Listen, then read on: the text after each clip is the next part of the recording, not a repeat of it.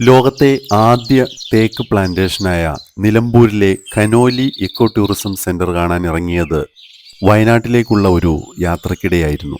നിലമ്പൂരിന്റെ പ്രവേശന കവാടത്തിലാണ് Conolly eco tourism കേന്ദ്രം ഉള്ളത്. ശരിക്കും പ്രകൃതിയെ അറിഞ്ഞു നൽകിയ വരദാനമാണ് നിലമ്പൂരിലെ ഈ കാഴ്ചകൾ. പ്രകൃതിയെ അറിഞ്ഞ് ശുദ്ധവായു ശ്വസിച്ച് ഈ നേച്ചർ വാക്ക് നല്ലൊരു അനുഭവമാണ്.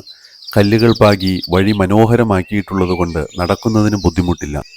300 മീറ്റർ നീളുന്ന ഈ നടപ്പ് അവസാനിച്ചത് രണ്ട് നദികളുടെ സംഗമ സ്ഥലത്തായിരുന്നു. ചാലിയാർ പുഴയും കുതിരപ്പുഴയും തമ്മിൽ യോജിക്കുന്ന സ്ഥലം.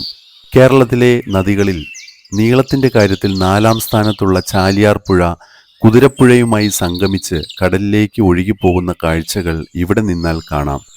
തമിഴ്നാട്ടിലെ നീലഗിരി ജില്ലയിലെ അപ്പർ ഭവാനി റിസർവോയറിന്റെ തെക്ക് പടിഞ്ഞാറ് വനങ്ങളിൽ നിന്നാണ് കുതിരപ്പുഴ ഉത്ഭവിക്കുന്നത്.